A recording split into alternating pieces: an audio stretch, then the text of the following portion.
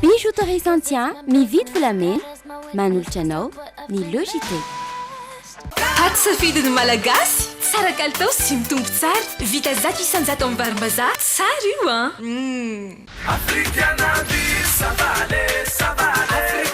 Africana avec modération sur Logité. Anti-tache tsara be no ampiasaiko manazava ny endriko sady manala tasy. Tsara be manolotra ho anao. Araha mampilaminana ny Logité miaraka amin'ny vokatra Fender. Tendance Meuble, la qualité à petit prix, vous propose des meubles sur commande. Tendance Meuble, la qualité à petit prix, Valérie Vambandi, Villa Prado Antanimena. Sardine Annie, tsara tsiro, mora ampiasaina ary mora vidy. Ankafiziny sardine Annie miaraka amin'ny Logité. Araha mampilaminana ny Logité miaraka amin'ny vokatra Yaki. Ny tsiro tiana indrindra, manome hery vao maraina. Logité amin'ny tsiro hafa mihitsy miaraka amin'ny biscuit tinay. Zato isanjato vita amin'ny zavamaniry ny savony Seim ary misy karazany maro azo safidianana. Manitra, mamiratra, mateza. Pour tous vos projets de construction ou de rénovation, Socavitre, fabricant, poseur et spécialiste de pliage de tôle et bien d'autres. Telma, safidiko numéro 1 malagasy manolotra ho anao.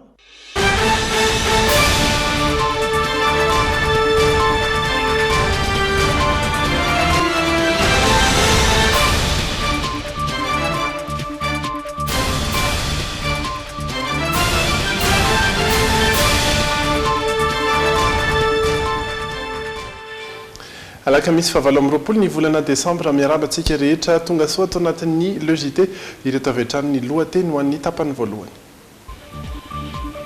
Notanterana tamin'ity androany ity ny tombanezaka ny taona 17 nataon'ny Premier Ministre lehibe ny gouvernemanta mahafaly solona andrasana Olivier. Nahitana fiakarany indray ireo entana fampiasantsika tamin'ny andavanandro nanomboka tamin'ity androany ity. Ny mampiavaka ny sary mihetsika jerena manokana ao amin'ny cinéma Plaza Ampeflo indray no entintsika amin'ity andro faharoan'ny festival Disney ity. Ny hena 70 isanjato ireo mpandeha miala sasatra ivelan'ny renivohitra tamin'ity taona ity raha oharina tamin'ny taona lasa. Tsy adintsika koa ny vaovao iraisam-pirenena izay mahery ny 70 ireo olona maty vokatry ny fipoahan'ny bomba tao Kaboul renivohitry Afghanistan. Ireo ary tompoko lasy tompoko vavy no anasananao indray anaraka hatramin'ny faran'ny Logité amin'ity androany ity. Izay ny tapany voalohany, ny tapany faharoa iarahantsika amin'ny Godliba ho an'ity androany ity, resantsika ihany koa ny hetsika ho avy amin'ity faran'ny taona ity akoatry ny oyanao sy ny afakely izay efa mahazatra antsika rehetra. Tapany voalohany kosa iarahanay sy miora miarin-jatovo hitondrana amintsika ny vaovao samihafa.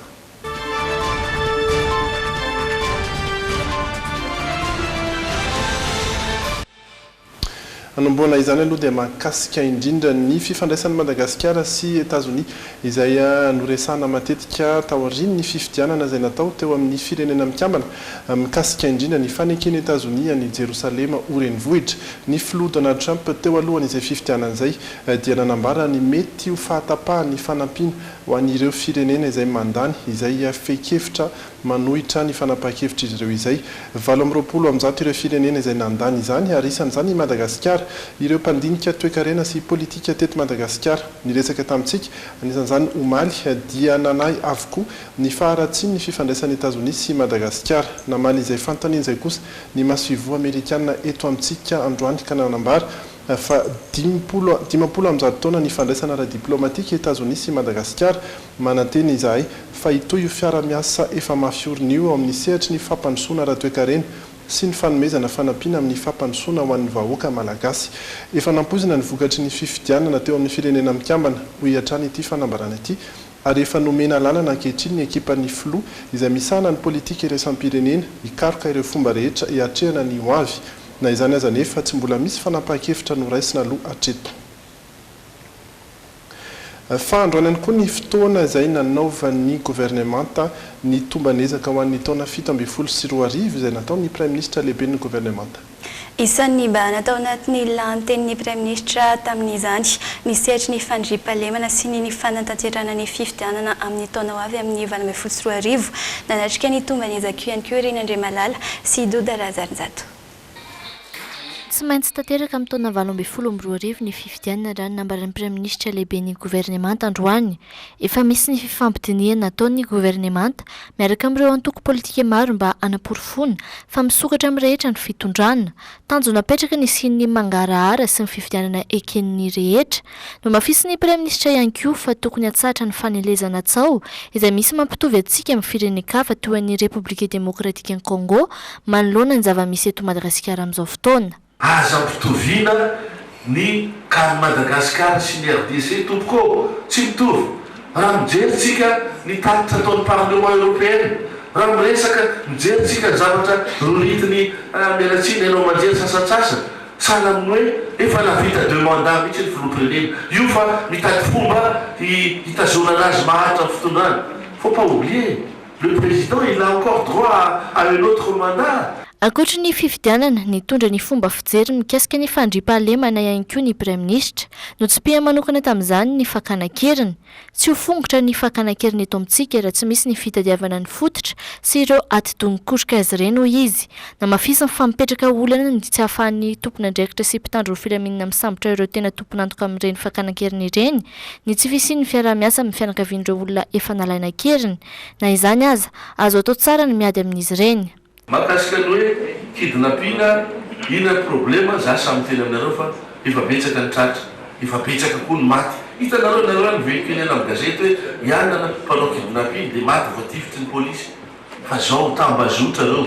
Za sy tena miteny aminareo hoe raha tsy le tena any ambola amin'ilay tambazotra mihitsy ny tratra, tena mbola ho sarotra ny miady aminy. No tanterahina androany tombany ezaky ny taona 2022 no resana tamin'izany avokoa ireo olana nosedraina sy ny zava-bitany gouvernemanta nandritry ny taona. Anisan'ny novelabelarina ihany koa ny famatsiam-bola azo tany amin'ireo mpamatsy vola iraisam-pirenena. Vola mitedina $10 miliara no azo avy amin'ny banky iraisam-pirenena anampiana ireo tetikasan'ny vehivavy ary adina amin'ny loza voajanahary. 440.5 tapitrisa $ny tany amin'ny tahirim-bola iraisam-pirenena. Tsara ny mampatsiahy fa 4.7 tapitrisa $, ny volana natokana ho an'ny FEC na ny fonds élargi de crédit. Nanolotra vola 10 tapitrisa euro antsika ihany koa ny banky européenne ho an'ny fandraharana. Efa misy ihany koa ny politika vaovao napetraky ny gouvernemanta hiatrehana ny mety ho loza voajanahary iseo hialana amin'ny fiantraikany eo amin'ny andavanandrom-piainana. Fa hoe ny antsena indraiky kosika ao anatin'izao fety izao. Na dia maro aza ireo olona mivezivezy hitantsika miantsena eny amin'izao fotoana izao dia misedra ny fiakaran'ny vidin'entana ilaina amin'ny fiainana andavanandro izy ireo raha ny fanadihadiana nataon'ny Rodany Menjanary sy Dolpha Rakotiniaina sy ny entana fampiasa andavanandro ihany nefa no miakatra fa eo ihany koa ireo akoho amam-borona. Amin'izao vaninandro fety izao, mivoaka miantsena avokoa ny ankamaroan'ny olona. Porofon'izany ny fahabetsahan'ny olona eny an-tsena sy any amin'ireo tsena lehibe, indrindra rehefa ankatoko ny fety toy izao. Ho an'ny mpiantsena, efa fahazarana ny manao zavatra tsara, na izany amin'ny sakafo, na izany amin'ny akanjo. Izany no mahatonga azy ireo miomana mialoha. Raha ampitaina tamin'ny herintaona izy mitovy ihany ka, mitovy ihany le fa misy zany volana tokana ho amin'ny fety dia mitovy foana ilay izy. Ny tombo aloha zany tsisy ny tombo fa tena mitovy, ohatran'ny kana izany tena mitovy tamin'ny herintaona mihitsy ny volana tokana ho amin'ny fety tamin'ity taona ity. Nahitana fianana kosa ny farisian'ireo mpividy raha nambaran'ny mpivarotra. Antony maro no mahatonga izany. Ohatra amin'izany, ny fahasarotan'ny fivezivezena raha nambaran'ny mpivarotra iray eto Analakely.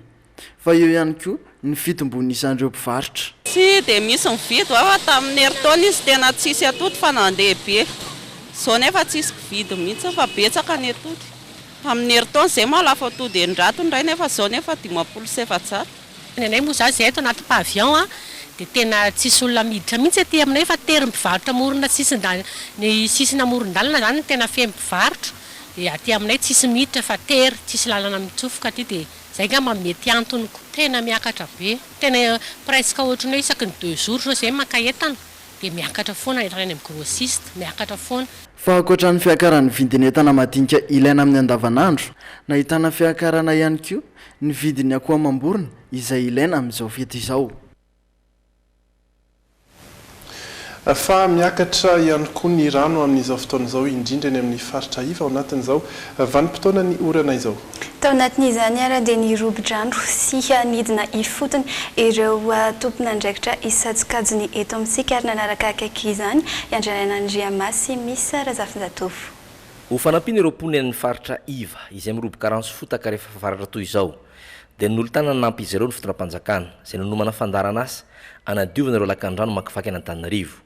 Lehibe indrindra amin'ireny sady ivarianan'ireo raha maloto eto an-drenivohitra ny lakan-drano andretany izay tsentsin'ireo loto sy fako ataon'ireo voaka ny Antananarivo ihany. Mba ny tanana vahoaka rehetra eto zao fa ny fako izay riritsika eran'ny arabe na eny kinelakelan-trano eny na ny tokantrano ka tsy ateritsika any anatin'ireny le baka eny amin'ny fokotany ireny ka alain'ny samyva aterina any Andralanitra dia reny entin'ny orana dia makaty anaty kanal aty na manetsina an'ireny le kanal madinika rehetra ireny dia reny madibo rano atsika any tanàna any ka lasa sanatra izany tsika mandrora mantsilany ihany raha ohatra ka tsy mitandrina an'izay fa rehefa tsy mandoto dia manadio. Vao fanombona ihany ity fa aharitra 2 volana eo izany ho an'ny taona 2024. Tetika asa ny filompirenena Erijoro-Mampianina izay tsinjovana sy anampiny ireo mponina faritra iva ny asa fanadiovana lakan-drano andretany izay niarahan'ireo tanora HVM sy ny ministeran'ny rano sy ny angovo ary akoranafo natao.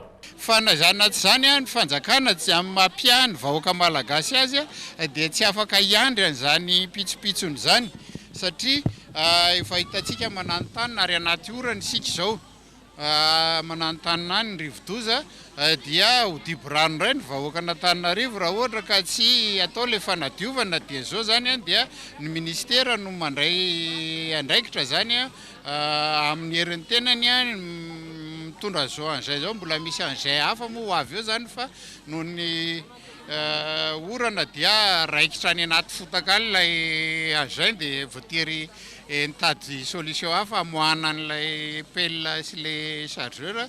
Tetsankilany dia nitoy an-trano koa ny asa fanadiovana atao amin'ny fiadidiana tanàna Antananarivo renivohitra. Teny Akazomanga ao anatin'ny boriboritany fahiny nanaovana izany androany tamin'ny alalan'ny fanadiovana ny lakan-drano makivaky eto Akazomanga andrefana izay nampiasana ilay fiarabe mpisikotra tatatra sy asa tany maro amponina. Iatokely sika ao anatin'ireto dokam-barotra ireto mitoy ihany ny vaovao aorian'izay.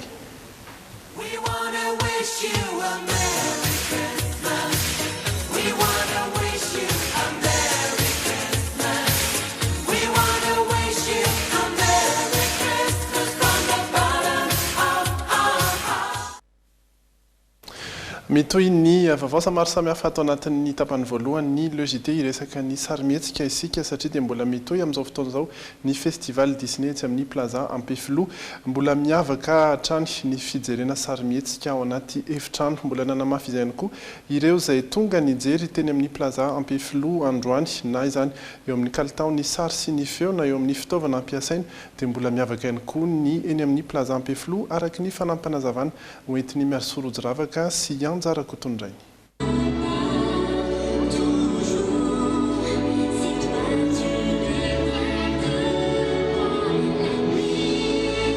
Fitaovana raitra avolentary ika farany izay no andraisana ireo rehetra tonga mijery sarimihetsika ety amin'ny plaza Ampefilo.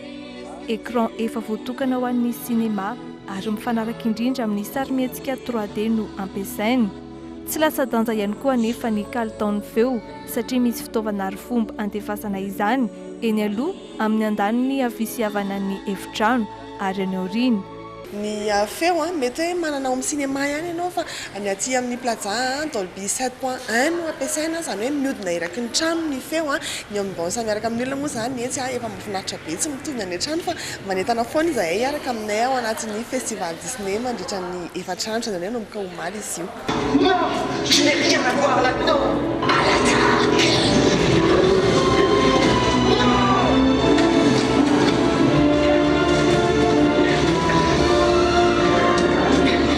Miaina tanteraka ilay horonan-tsary araka izany ny mpijery rehefa tonga atao amin'ny plaza ary mazava ho azy fa misy ny mahasamihafa azy amin'ny mijery fahitalavitra any an-trano.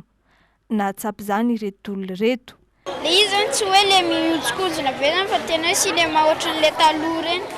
Izay zany itiavako azy mba mahita zava-baovao. Le izy ngeda be le anaty ngeda be le télé dia feno olona beza be mijery. Misy ambiance kokoa zany dia mahafinaritra be. Mahasamihafa anazy zany tia écran be sady misy namany iresahana zany. Fa ny an-trano dia écran kely dia mipetraka eo amin'ny canapé dia zay fotsiny. Ny son tena hitako nampiavaka be an'ilay izy dia ilay place. Matanjaka be le matériel dia tsara.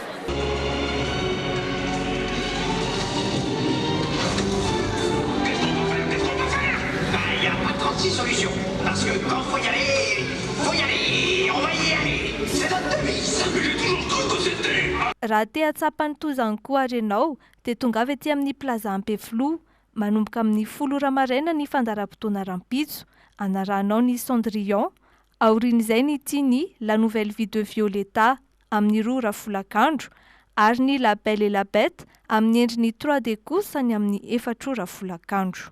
Mariana fa azo antoka tsara ny fandraisana anao ety amin'ny plaza Ampeflo eny fa na dia manorana zany andro.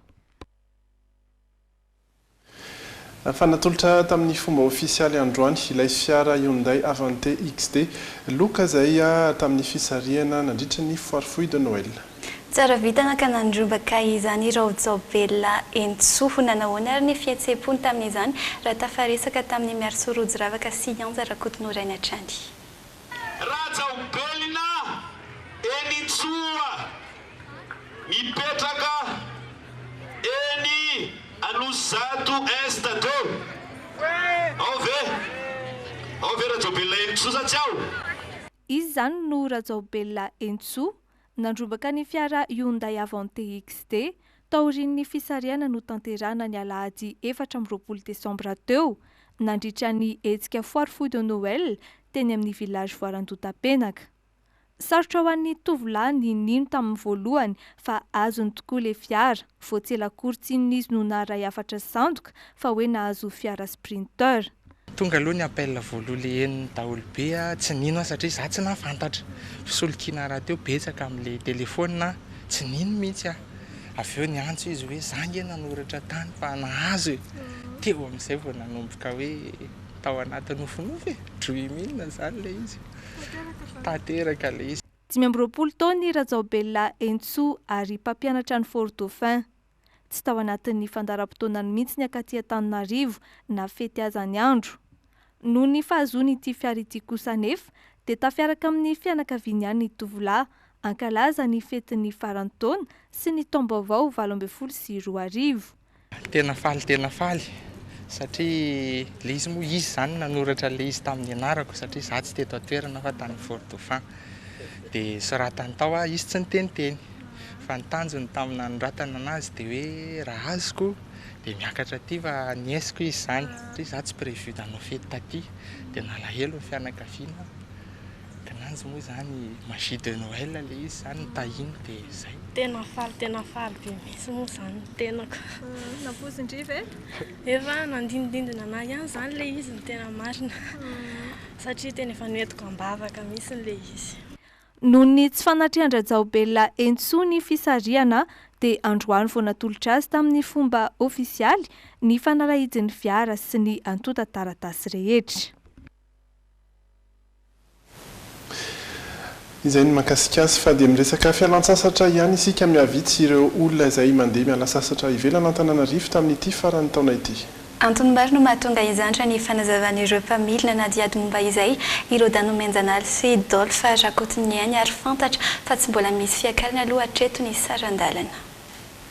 Nahitana fiananatra amin'ny 700 ireo mpiala sasatra tamin'ity fety ity. Antony izany ny fahasahiranan'ireo mpandeha raha ny fanazavan'ny nomen'ireo mpamily mandeha ilany karaman'izy ireo satria ny mandeha ihany misy olona noho ny miverina. Dia ohatran'ny tsy dia be olona tamin'ity ny tena marina ko zao arakaraka ny toetra raha ohatr'izao dia tena lasa niena ny olona tsy tany ny eritaona milay be mahitsy mavita 520 zao mahita 10 Ho an'ireo mpandeha kosa efa fomban'izy ireo ny manomana vola hoentina mandeha fialan'ny sasatra fa misy anefa ireo tsy miomana amin'izany fa rehefa ampy kosa ny vola dia mandeha izy ireo. Matetika indraindray fa tsy hoe dia matetika loatra. Any anaty zany fa tampotampoka foana any anaty programako. Na rehefa hoe te andeha dia mandeha dia rehefa misy zavatra ilaiko fotsiny tonga dia ohatra tsy nahitana fiakarany ny sarandalana na ny makany mahajanga izany na ho an'ireo mitododoany toamasina fa ny taona ho avy izao kosa no ahina isy fiankarana raha nambaran'ireo mpamily hatrany iampita amin'ny vaovao any ivelany indray kosa sika mahery ny 7 ireo olona maty vokatry ny fipoahan'ny bomba tao Kaboul renivohitry Afghanistan tamin'ity androany ity tao anatin'izay mahery ny 10 ihany koa ireo naratra asa fampiororona izay tsy mbola fantatra ny tompony antoka tamin'izany raha ny fanazavana nomeny ireo mpitandro ny filaminana tany an-toerana. Niara-ny fipoahana bomba maro ny renivohitry Afghanistan androany raha ny antontanisa tsy mbola ofisialy nomen'ny ministera ny fahasalamana tany an-toerana dia mahery ny 7 ireo maty vokatra izany 10 kosa ireo naratra mafy raha ny tsikaritra ireo mpitandro ny filaminana dia efa voahoman'ireo olon-dratsy izany ary hita taratra fa asa fampiororona ny ivitoerana ara-kolotsaina iray tao Tabahoanina no tena nokendren'ireo olon-dratsy nisy fety fanamarena ny fahavalo amin'ny 30 taona ny fanafian'ny sovietika any Afghanistan ary tamin'izany no nipohan'ny bomba voalohany ny fanesesy amin'izay ny bomba teo nandritra ny volana maromaro izay betsaka ny asa fampiororona hita tao Afghanistan ny farany teo izay nitranga tamin'ny krismasy nahafatesan'olona mahery ny 9 Fatao anatin'ny 3 andro kosa izay miamidina hatrany asika any Amerika Avaratra toa ny Boston izay miiba ny 12 degré ka hatramin'ny 10 degré any amin'ireo faritra sasany ao Kanada araka izany dia miamiakatra hatrany ireo ranomandry any amin'ireo faritra ireo. Eto amin'ity tanàna iray any Pennsylvanie ity miamiakatra hatrany ny ranomandry amin'izao fotoana izao iray metatra sy 10 ny haavo ny ranomandry amin'ity tanàna ity nandritra ny 3 andro izay miamidina hatrany ny maripana ambany any amin'ireo tanàna ao Amerika Avaratra isan'izany Montréal, Boston, Detroit ary ireo tanàna sasany izay efa tafidina miiba ny 10 degré mihitsy aza ny maripana mbola vinavinaina idina hatrany nefa izany raha ny tomba ny sampana mpamantatra ny mety ho toetry ny andro any amin'ireo faritra sasany any Amerika Avaratra ny faharoan'ny volana janoary vao mety hisy fiakarany kely izany ho ny sampana mpamantatra ny mety ho toetry ny andro hatrany mandroana izay nanentana ireo olona tsy hivoaka ny tranony ireo mpitandro ny filaminana mba hisoroana ny loza mety hitranga eny an-dalana ho an'ny sasany indray dia efa nararaotana mihitsy ity fisian'ny ranomandry betsaka ity. Izay ny vaovao natolotra tato anatin'ny tapany voalohany ny logité ireto indray kosa miandratsika afaka fotoana fohy.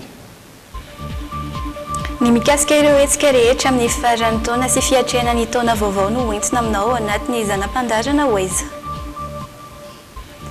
Hafakely toro iray lehibe vita amin'ny Lego nangonon'ireo mponina tao Tel Aviv no arahintsika. Anaran-tanàna tsy ahitana letera A kosa no miandry antsika ao anatin'ny oyanao amin'ity androany ity ka nasananao tsy saraka amin'ny logité hatrany ry zataina mbola hijanoneo Cyril kosa no vahintsika hiaraka aminareo eto androany tenako no mametraka ny veloma mandra-piona indray.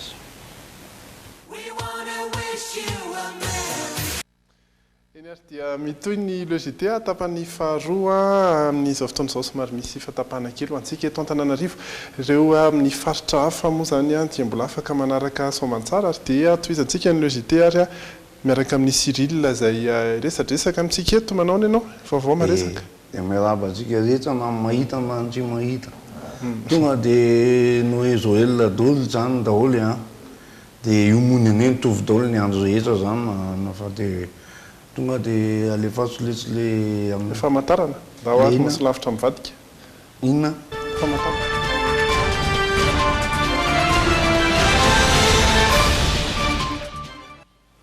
nanahoana ny Noël tsy haiko Noël io zao le mitsakely dalana iny zao mbola miry izy dia Noël le mpanao taratasy mihetsika tsara izy Noël moa le ray manolotra an'le ray iny zao dia iko nijery cinéma maly iny dia misy koa moa zany zao ry nasa Lili zao reny koa reny tratra Noël koa reny niara-nety zaza tamin'ny mariny mamande zay nafinaritra dolo reny rehetra zay ary fetinao nenay milaminy nenay tonga de kitoza miposta be vidiana tsy hoe zany fa mbo io mitovy amin'ny fahasambatana ny tompo sy jesoa zokona ilady amanavitra ny rehetra fa ny fiainana moa hitanao fa mitovona ny fiainana rano tonga ritsa tonga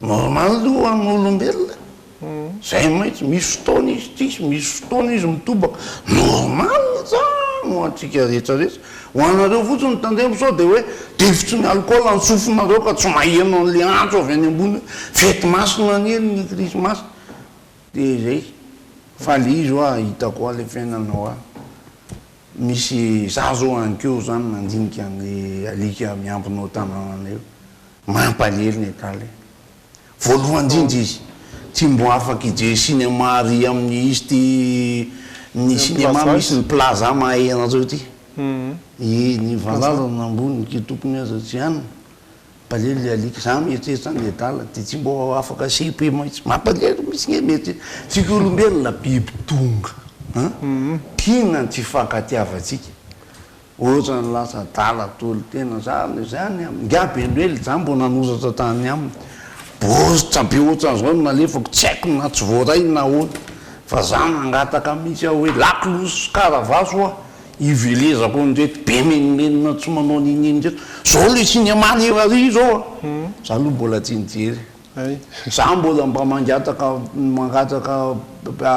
ino mola karazana be de fa vera kely za mbo ijereo za nge tonga de ary amin'ny seconde be ary rehefa misy an'le film misy vehivavy reny le film taloha le vehivavy manao zipofoy reny tonga de ry aloha be tonga de zay no jereko le mandindy mitsindratsindrak reny za iny aloha foany za mpijery seconde taloha tamindre tany amin'ny cinéma riksa de zay mba mahafinaritra fa io nampandinika aty izy iza hoe maninona tokoa ny alika ho a nefa namatsika be izy nefa ny fitenenana tadidiko efa nresaka anyty aho fa ohatrany tsara itsika l izy rehefa tena dinena nefa tsika mahitsy ny tena ambotoetra mahitsy tena zafady le fiteny amin'ny zay kosa aloha de mamaly zany ko io namanao azy kanefa maninona rehefa ampitaina aminy ianao nitezitra jereo tsara fa misy fitiany zao misy hoe valalanamboka ny tompony aza tsy ty azy ainao zany valalanambo mitaingina tamboiny metsetosika akaiky ny fanaovana kosa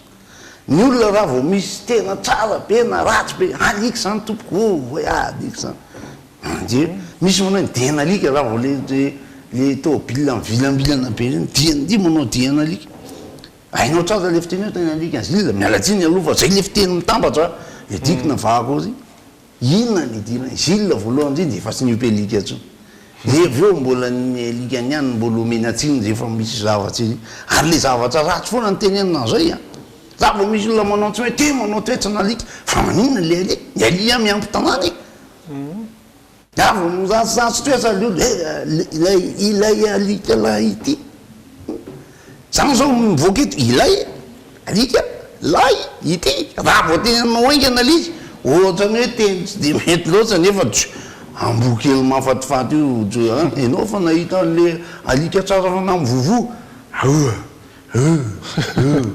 nafinaritra kely rny da misy nzay le fiteny hoe oay ilay alika raha vao tenenaaingana alizy de ohatrany hoe ndendraty ianao nefa izy no namatsika tsara indrindra ary nakakao a de zao maninona ny alika rehefa masika aminao ny ataonao hoe ale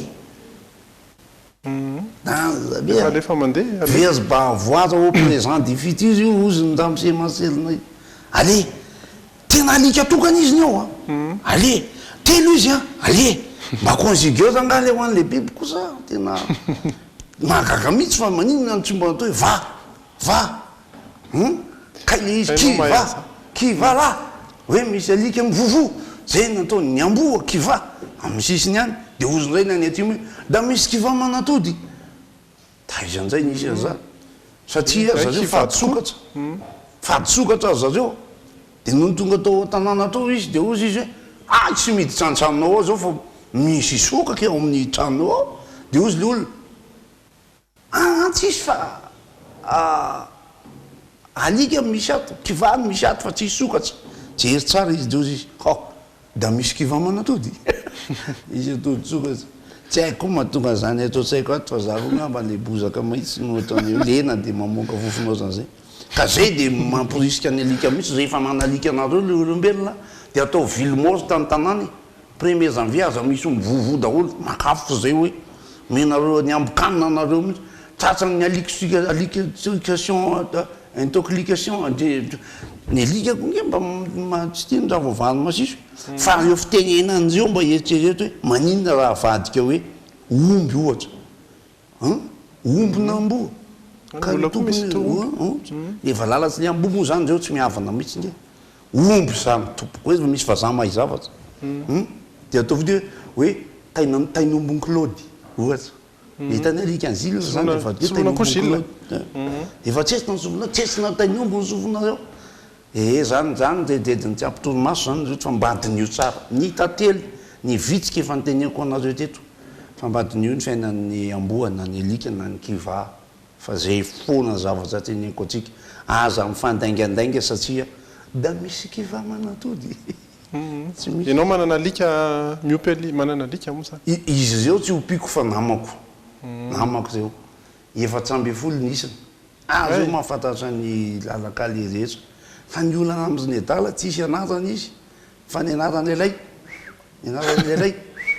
raha vao miantso ny lerony miaraka tonga izy ny anarana ny azo tonga de mifangaro misy tonga de fa miaraka tonga zala mampalery zala tsy manana karapanondro tsy manana permis biométrique tsy mba hoany andafo mampalery ny alika mampalery zany alika gasy mirenireny eny tanàny zany taina alika an'zily way fona razila eny ary mbola resaka asa mbola tsy resaka alika ntsony angambitsika sady mba farany taona danga zao de manala azy ndo mba iresaka farany taontsika anatin'ny waisa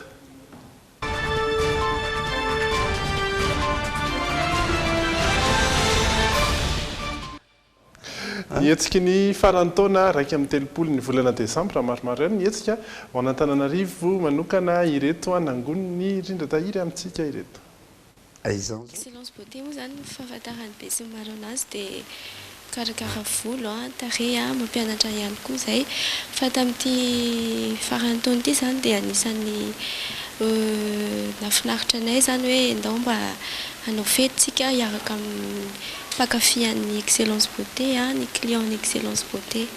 Nuit de la Saint-Sylvestre en beauté izay no amin'ity nanany lanonana karakarainy excellence beauté iandrasana ny taona vaovao 2024 eny amin'ny Lion d'Or amin'ny alahady izao no anatanterahana izany ampiavaka ny lanonana amin'ny rehetra ny fidirana tokana ihany saingy ahafahana mianoka ambiance roa samihafa satria dia hisehatra roa miavaka tsara. Salon ambany zao misy ny orchestre Sandro Mozika sy ny tenako DJ Kero dia ny ao ambony indray misy ny orchestre Femelles Group ary DJ Sizla zany hoe ny toerana no anankiroa samihafa fa raha azo lazaina zany hoe karazana ambiance anankiefatra samihafa mihitsy zany ao satria samy manana ny maha-izy azy daholo izay efatra ao.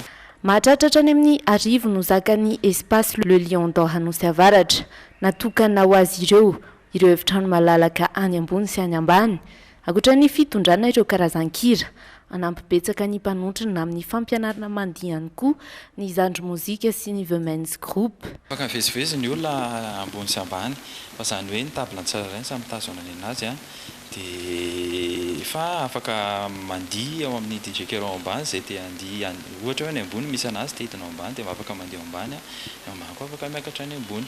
Eo amin'ny sakafo nanomana toanaina ho an'ny rehetra mahampy mandra-parain'ny andro ny mpikarakara ny Saint-Sylvestre en beauté.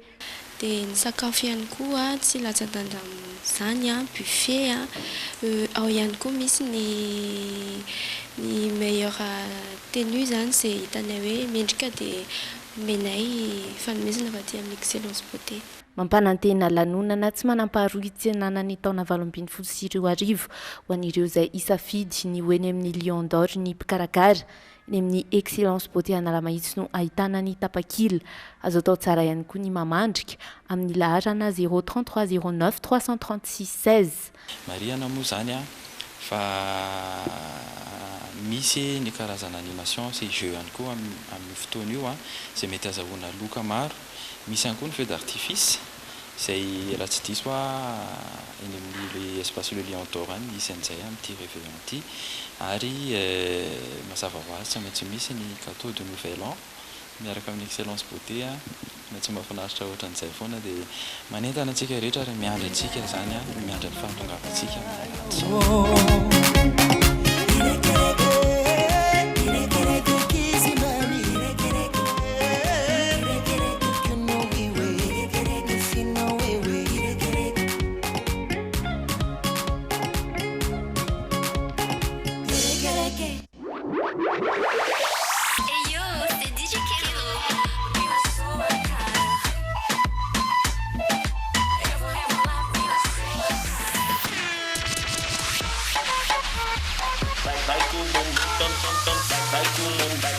Toeram-pilanonana iray tafiditra ao anatin'ireo goavana indrindra eto Antananarivo vao nisokatra tamin'ity taona ity ny Yandi Bypass.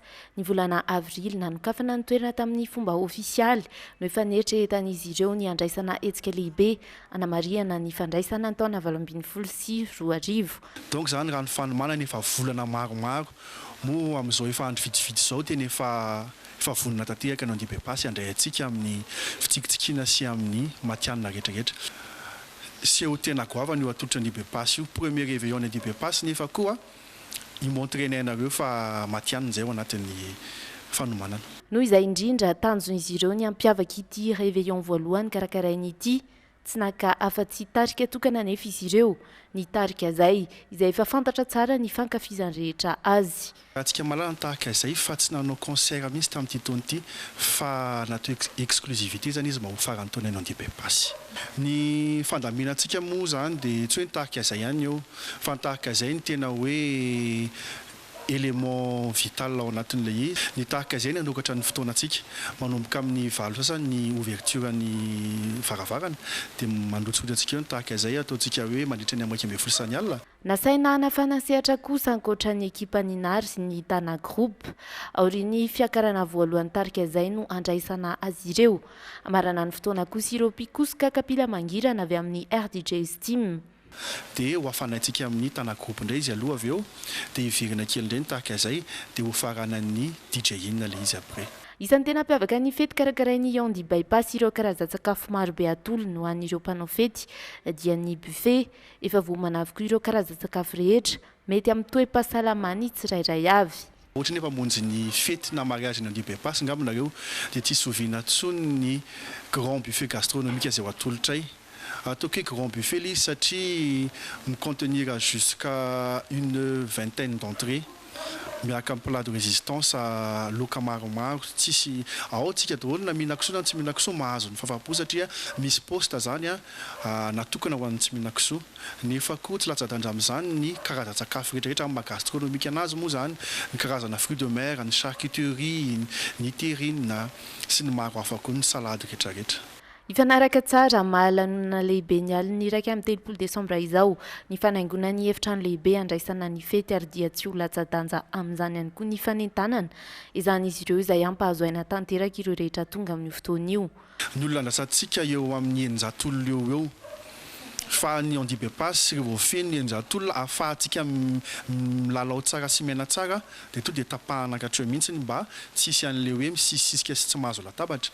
Tsisy atahorana ihany koa ny resaka filaminana eny an-toerana raha ny fanazavana no meny mpikarakara satria dia hanampisa ireo mpitandro ny filaminana efa miasa eny ary ny sivily hiambina an-toerana izy ireo ary vao ametraka caméra de surveillance ihany koa. Andray ny farantaona ihany koa ny CCI eny Ivato, mpanakanto maromaro isan'ireo malaza sy be mpakafy hatr'izay sy amin'izao fotoana no nalaina hanafana ny fety isan'ireo indondolahy izay ankoatra ny fiarahany mampiara-peo tahaka ny mahazatra amin'ny Lucia dia hitondra antsehatra ihany koa any Miora, tovovavy tsy dia mifanalavitra amin'ny tahiry. Irana amin'ny dondolahy sy Lucia dia ahitana Ndrakorotsy sy Stéphanie ary arina eny amin'ny CCI Ivato ny 31 io manomboka amin'ny 7 alina. Samy mitondra ny mampiavaka azy ireo tsirairay avy ireo artista voatanisa ireo, sainga mahasaramanitra amin'ny fotoana hitondra ireo irana laza ny tety vanim-potoana ihany koa izy ireo. Sady inana no hianoka tanteraka ao anatin'ny mozika ireo vahiny nasainy. Ampandeha isika, andeha isika ilalao misy ny nostalgie, ny hira, ny rythme rehetra hoentin'ireo mpanakanto ireo izay amezana haina ny izay rehetra ho avy eo anatin'ny fotoana.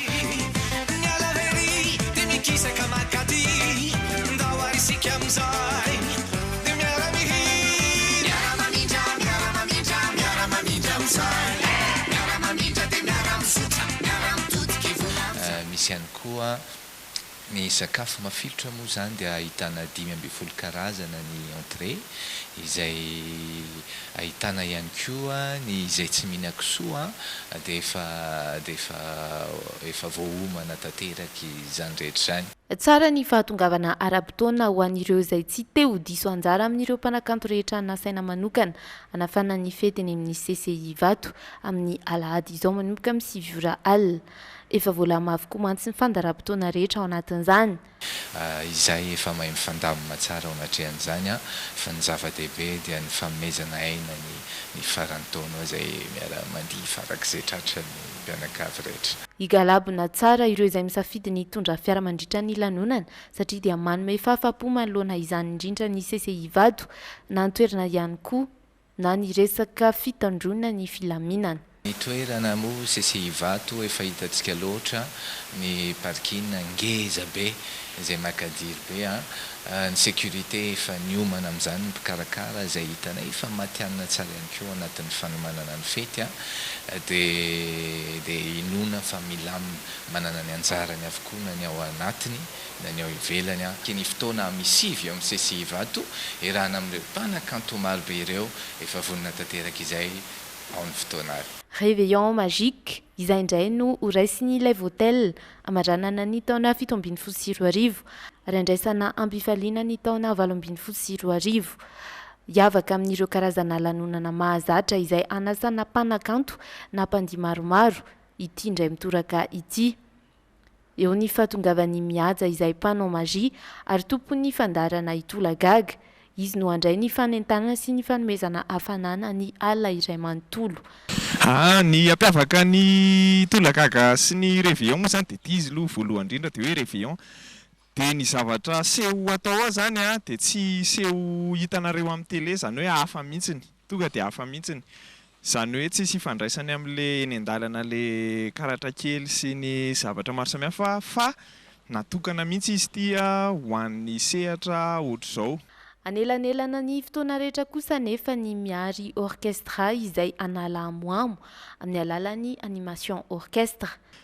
Dia ireo koa zany dia fikambanana mpitendry sy mpirehefa matianina tsongatsongaina manokana mihitsy ny hoe ampifalifaly atsika amin'ity réveillon ity dia izany hoe nareo mpijery nareo mpandray anjara zany sisa no andraisana. Azo fahafapo avokoa araka izany na ny maso na ny sofina na ny kibo. Anampisy ireo mpandray anjara amin'ny fampialana voly sy ny fanentanana ny DJ izay ho tonga amin'ny fotoana io amin'ny Live Hotel Andavamamba. Les animations DJ, les whisky offerts par table, une boisson hygiénique offert. Des gâteaux de nouvel an moa mazava ho azy saraina amin'ny minuit. Dia ny ankoatran'izay ny parking malalaka tsara sady clôturé sécurisé ihany koa tsisy atahoranareo. Hiavaka tokoa ny eto amin'ny Live Hotel amin'ny alahady izao satria hifangaro mandritra ny fotoana avokoa ny ampitolo, ny fimehezana, ny mozika sy ny hafanana rehetra. Sady amin'ny vidiny tena mirary dia mirary tokoa 85 000 ariary dia mihinan-kanina isika zany hoe afaka miverimberina buffet à gogo izy mifitenenana na voky dia miverina foana zany mandra-pahafapo e. Tsy anenenanareo io fa afaka manao izay tianareo daholo nareo ato sady memetsika no andia ny sakafo mahafapo dia ny laharana anaovana réservation moa zany dia 020 22 314 78 034 20 314 78 na 033 23 314 78. Chic Choc izay no lohahevitra ny safidiany Argo amin'ny ity indray mitoraka ity hiatrehana ny faran'ny taona 7-20. ny argout ety Maibaokivato izay efa manana traika efa amin'izany. Ny antony chic et choc chic mihaja ilay choc indray le choc adraisantsika le 2018 mihitsy ny sy ny ambiance no hitondranay le thème chic et choc amin'ity ny sarany fandraisana anjara moa zany dia 75 000 ariary. Hiavaka noho ny hatr'izay ny fety farantaona ato amin'ny argout. Mampanantena sio miavaka izy ireo amin'ny 3 Desambra ho avy zao. Ny mahasamihafa ny argout amin'ny prestataire hafa izay manao réveillon amin'ity taona ity dia dîner no ataonay 5 services, entrée anankitelo résistance dia dessert. Ny animation dia miaraka amin'ny fille musique dia Faraglom sy Vanille Poppins. Rehefa après minuit anao alternance DJ kely zay mba ho an'le jeune tena le misy le choc zany mba tena fan rehetra mankafy an'le fotoana ray io. Tsy misy lera hoe hatramin'ny firy fa eto foana tsika na jusqu'à 4 heures du matin dia vononandray anareo eto foana zahay. Malalaka tsara ety amin'ny argout. Araka izao hitantsika izao tsy misy atahorana ny parking ianao sisa no andrasana. Ireny ny etsika vitsivitsy etsika vitsivitsy tamin'ity amin'ny farany taona iny moa zany. Nareo dia mazy. Ny ainy ny farany taona tonga dia miaraka fotsiny eo ny kofipaitaka dia samy mba mihinana ny tsasaky ny body eo dia ny amin'ny maraina tonga dia bonone tonga dia dona kely zay any atony fihinana moa tsy afaka manao fringa mihevitra tsy afaka fa zay misy ny faliana amin'ny arabe koa ny kofipaitaka tena miaraka amin'ny fa ny mandeha amin'io zany TCL zay ireny zay ira eno eny sanareo mitondra zay ira misy ka misy soratsy dia io zao le izy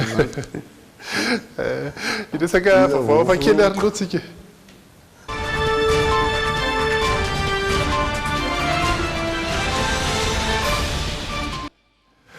Ny Israel tsika amin'ity vaovao hafa kely ity Israel malaza ihany amin'ny resaka hoe ady raha ianao zao niresahana zay dia ny ady amin'ny Palestina ny resaka hoe Jerosalema renivohitra sa tsy renivohitra fa ity zavatra Ismaïl sy Célestine zao tena nosy zato tena fandrizo-bolo be. Ie fa ty Israel zavanitranga tao Tel Aviv izay nataon'ireo mponina rehetra nampisehon'izy ireo ny firaisan-kina ihany koa ny fananganana Lego iray karazana trano moa zany natoro avy dia avo vita amin'ny Lego andao jerentsika ny sary. Nambarany bentanany Tel Aviv fa tafatsangana somatsara ny toro vita amin'ny Lego avo indrindra. Mirefy 430 metatra izany ary kendren'izy ireo azy ny Guinness World Record. Vita tamin'ireo Lego nangon'ireo mponina teto Tel Aviv ity toro avo be ity. Nandritra ny herintaona no nanangonana ireo Lego ireo izay vao nahavita toy izao. Efa roa taona mahery ny fanentanana natao tamin'ireo mponina. Isan'ny tomponantoka tamin'izany ireo mpampianatra any Omer Sayag.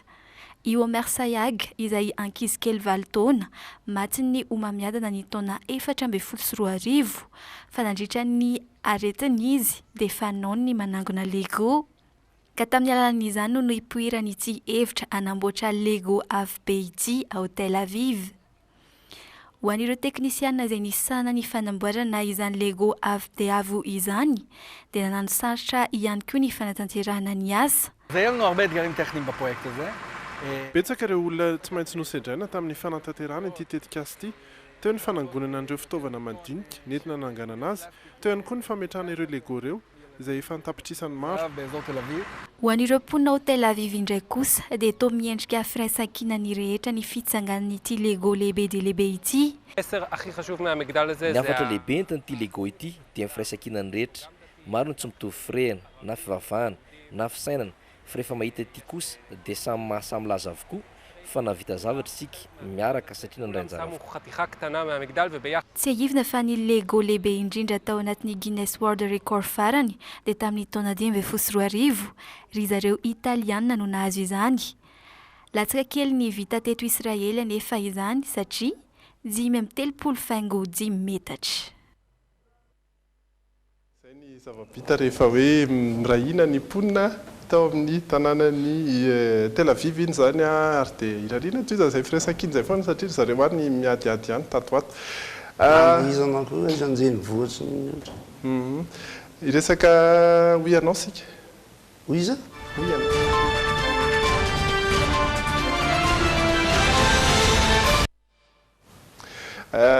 somary kilalao somary lalao ity nataontsika ity indray ho an'ny androany atao anatin'ny hoy anao litera tena fampiasan'ny malagasy voalohany ny a ary dia misy anara-tanàna maromaro eto Madagasikara eto Antananarivo izay tsy ahitana an'izay litera a zay no natao lalao nentina teny an-dalambe teny fantatrareo ve izy avy Manoeza Ramsey anara-tanàna eto Antananarivo tsy ahitana ny litera a tsy misy a zany tsy haiko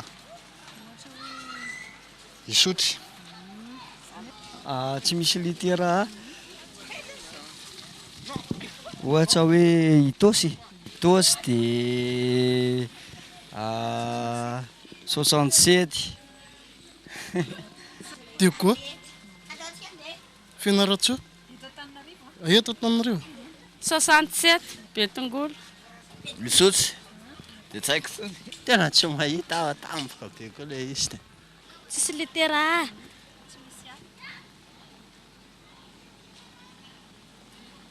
tongolo aiza ho aiza zao izay tongolo izay tongolo tsy atsena be azy tosy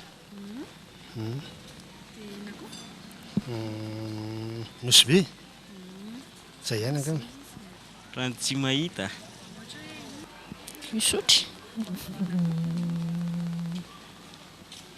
dia ndrasa aloana tsy haiko dia tsy mahalala fo vahiny tsisy litera behenjy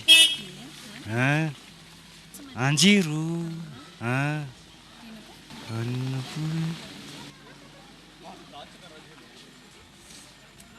carion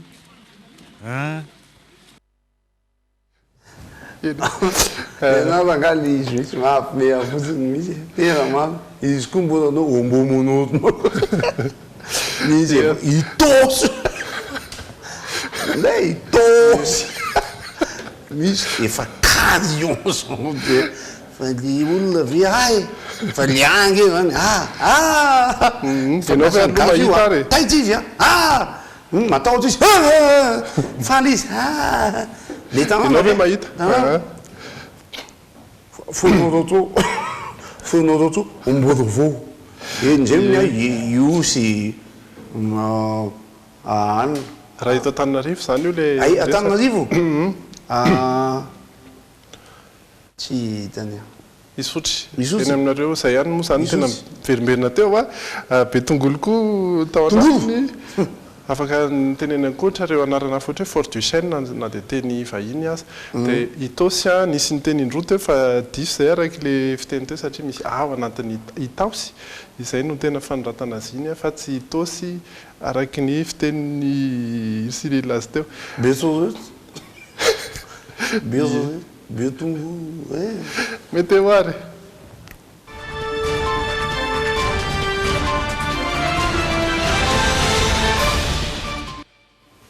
ny toetry ny andro an'ny rampitso dia sady mijery ny sary zany sika no mahita avy hatrany fa mbola mitoy ny orana mbola haritra andro vitsivitsy zay amin'ny faritra maro manirana ny nosy mihitsy izay orana izay ho an'ny rampitso aloha zany dia Toamasina Antananarivo Antsirabe Toliara anisan'ny mahazo orana ihany koa ny rampitso izay inona fa mety hahafaly anareo any atsimo any io vaovao raha io ny maripana kosa dia telo amin'ny telopolo midina kely ny mafana indrindra ho an'ny Toliara io ny an'ny mangatsika indrindra dia mbola Antsirabe ihany na dia miakatra kely iray degré ary 9 izy ho an'ny rampitso ny vao-maraina 7 amin'ny Fianaratsoa 20 any Antananarivo Antsiranana ny tapany ariva vao avinavinaina fa isy izay orana izay fa ianareo any avaratra no mety ahita masoandro kely ny maraina ny faritra hafa ankoatr'ireo zany dia malomaloka avokoa an'izay rampitso izay ny toetry ny andro izay no azo ambara inona no amaranantsika Cyril dia mitady ity kosa rahamadolo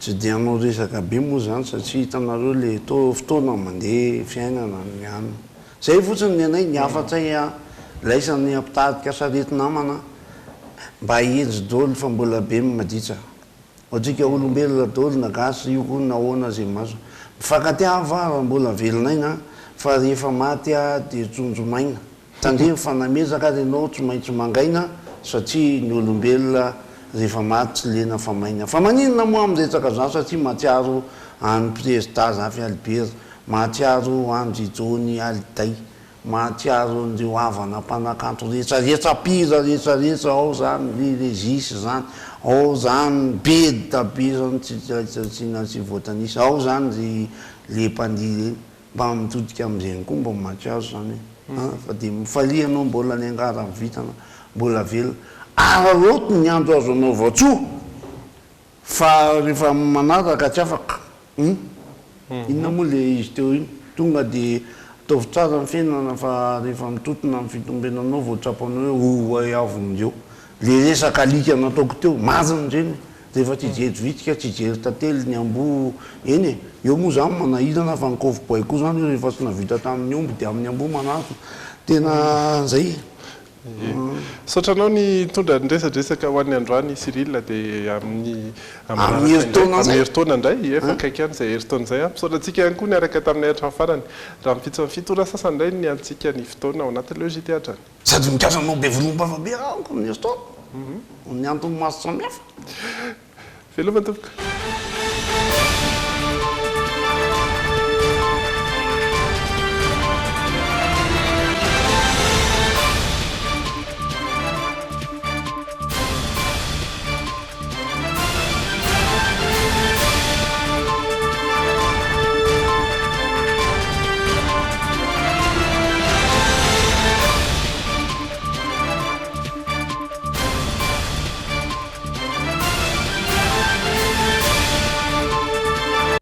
Telma, safidiko numéro 1 malagasy nanotra ho anao teo. Bijouterie Santia, mividy volamena, manolotra anao ny Logité. Tendance Meuble, la qualité à petit prix vous propose des meubles sur commande. Tendance Meuble, la qualité à petit prix, Valérie Vambandi, Villa Prado Antanimena. Anti-tache tsara be no ampiasaiko, manazava ny endriko sady manala tasy. Tsara be nanolotra anao teo. Sardine Annie, tsara tsiro, mora ampiasaina ary mora vidy. Ankafiziny Sardine Annie miaraka amin'ny Logité. Arao ampilaminana ny Logité miaraka amin'ny vokatra Yaki. Ny tsiro tiana indrindra, manome hery vao maraina. Logité amin'ny tsiro hafa mihitsy miaraka amin'ny biscuit Tinay. Pour tous vos projets de construction ou de rénovation, Socavitre, fabricant, poseur et spécialiste de pliage de tôle et bien d'autres. Africana avec modération sur Logité. Arao ampilaminana ny Logité miaraka amin'ny vokatra Fender. Zato isanjato vita amin'ny zavamaniry ny savony Sehim ary misy karazany maro azo safidianana. Manitra, mamiratra, mateza.